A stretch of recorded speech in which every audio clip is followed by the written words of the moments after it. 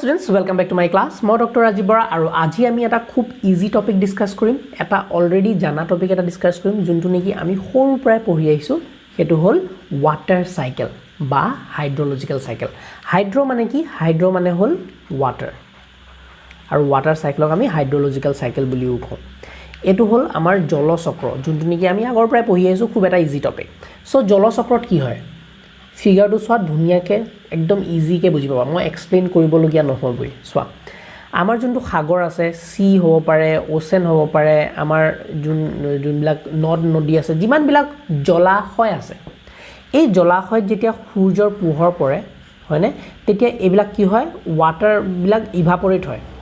ওয়াটাৰবিলাক ইভাপৰেট হয়। ওয়াটাৰবিলাক ইভাপৰেট হৈ পেলাই কি হয়? কনডেনসেশ্যন হয়। যিমানবিলাক ওয়াটাৰ ভেপাৰ আছে গৈ পেলাই আকাশত কি হয়? কনডেনসেশ্যন হয়। আৰু কি হয়? কনডেনসেশ্যন হৈ পেলাই ডাৱৰ বনায়। ওয়াটাৰ ভেপাৰৰ ডাৱৰ বনায়, যোনটো নেকি ক্লাউড বনায়। এতিয়া এই ওয়াটাৰখিনি আৰু এটা ধৰণে ওপৰলৈ যাব পাৰে, যোনবিলাক আমাৰ গছ গছনিয়ে লয় হয়নে?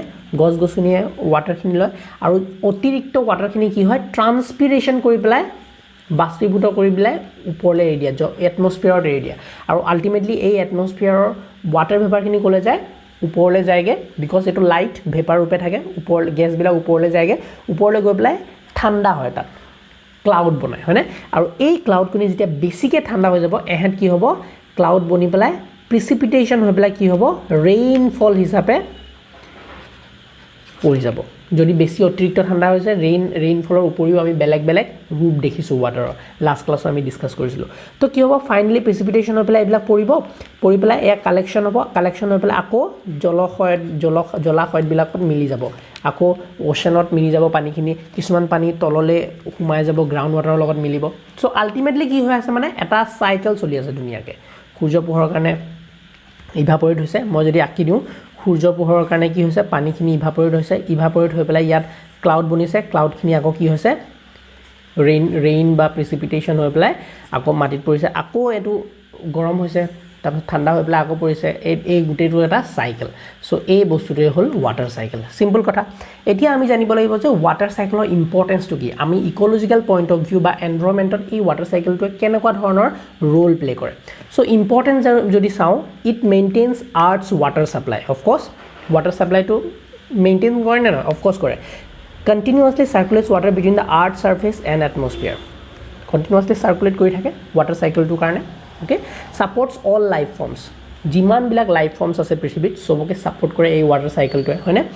বিকজ ৱাটাৰ ড্ৰিংকিঙৰ কাৰণে, এগ্ৰিকালচাৰৰ কাৰণে, ইক'চিষ্টেমটো ছাষ্টেইনেবল কাৰণে এই ৱাটাৰ চাইকেলটো বিৰাট ইম্পৰ্টেণ্ট। ৰেগুলেটছ ক্লাইমেটটো ৰেগুলেট কৰে। ক্লাইমেটটো কেনেকুৱা ধৰণৰ হ'ব সেইটো ৰেগুলেট কৰিব হয়নে? Helps balance temperature by distributing heat through evaporation and condensation হয়নে? বেলেঞ্চ এটা মেইনটেইন কৰি ৰাখিছে এই ৱাটাৰ চাইকেলটোৱে। গৰম ঠাণ্ডাটো মেইনটেইন কৰি ৰাখিছে। বেছি গৰম হ'বলৈ নিদিয়ে, বেছি ঠাণ্ডা হৈ যাবলৈ নিদিয়ে। বিকজ লাগাতাৰ এই ৱাটাৰ চাইকেলটো চলি থাকিব আৰু গোটেই বস্তুটো এটা বেলেঞ্চত ৰাখিব, গোটেই এনভাইৰনমেণ্টটো এটা বেলেঞ্চত ৰাখিব। ফেচিলিটেটছ ৱেডাৰ পেটাৰ্ণ। কেনেকুৱা ধৰণৰ জলবায়ু হ'ব, কেনেকুৱা ধৰণৰ ক্লাইমেটিক কণ্ডিশ্যন হ'ব সেইটো মেইনটেইন কৰিব। Drives weather events such as rain, snow, storms affecting local and global climate. So' water চাইকেলটোৰ কাৰণে এই গোটেইবিলাক এফেক্ট হয়। গ্ল'বেল আৰু লোকেল লেভেলত যোনটো ক্লাইমেট আছে, সেইটো ৱাটাৰ চাইকেলৰ কাৰণে বহুত বেছি লেভেললৈকে তোমাৰ এফেক্ট হয়।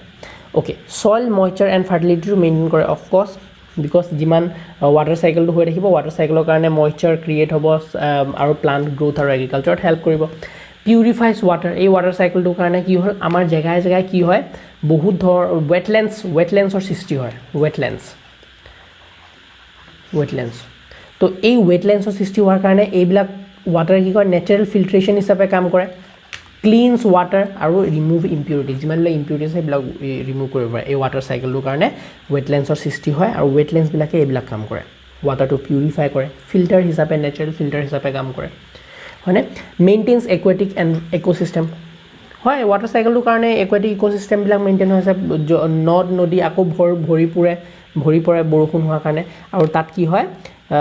একুৱেটিক লাইফবিলাক জীয়াই থাকিব পাৰে। ছাপৰ্টছ হাইড্ৰ ইলেক্ট্ৰিক পাৱাৰ। আমাৰ ইলেক্ট্ৰিচিটি বনাবলৈ পানীটো বিৰাট ইম্পৰ্টেণ্ট। ৱাটাৰ চাইকেলৰ কাৰণে যেতিয়া বৰষুণ পৰে, পূৰা ওপৰ বা ঝৰ্ণাত পৰে, সেই ঝৰ্ণাতে আমিতো ইলেক্ট্ৰিচিটি বনাব পাৰোঁ। তো ইলেক্ট্ৰিচিটি পাৱাৰ জেনেৰেশ্যনৰ কাৰণে হেল্প কৰে। আৰু হিউমেন এক্টিভিটিছটো ইনফ্লুৱেঞ্চ কৰে। কেনেকৈ? এগ্ৰিকালচাৰ বেছি ধুনীয়া কৰিব ৱাটাৰ ছাপ্লাই দি থাকিব ইণ্ডাষ্ট্ৰিক আৰু ডেইলি লাইফত ৱাটাৰৰ এটা বৃহৎ ডাঙৰ ক্ৰিটিকেল ৰোল আছে আমি অলৰেডি আগৰ ক্লাছবিলাকত শিকিছোঁ তো এইকেইটা পইণ্ট হ'ল যোনটো নেকি ৱাটাৰ চাইকেলে ডাইৰেক্টলি এফেক্ট পেলায় আমাৰ এনভাইৰনমেণ্টৰ ওপৰত চ' আজি ক্লাছটো আমি ইমানটো এণ্ড কৰিম আই হোপ ভিডিঅ'টো বুজি পালা কনচেপ্টটো ক্লিয়াৰ হ'ল আমি অলৰেডি জানোৱে বাট কিছুমান এডিশ্যন কৰি দিছোঁ যাতে তোমালোকে নোটছ হিচাপে লিখিবলৈ সহজ হয় ইয়াৰ উপৰিও যদি তোমালোকে নোটছ লাগে তোমালোকক নোটছ লাগে ইউনিভাৰ্চিটি এণ্ট্ৰেঞ্চৰ কাৰণে বা ইউনিভাৰ্চিটি তোমালোকৰ বৰ্ডৰ এক্সামৰ কাৰণে তোমালোকে মোৰ ৱেবছাইটটো চেক কৰিব পাৰা ডেছক্ৰিপশ্যনত লিংক দিয়া থাকিব okhomiyabio.com তাৰ পৰা গৈ পেলাই নোটছবিলাক ল'ব পাৰা thank you so' much for ৱাচিং my video' meet you in the next class bye by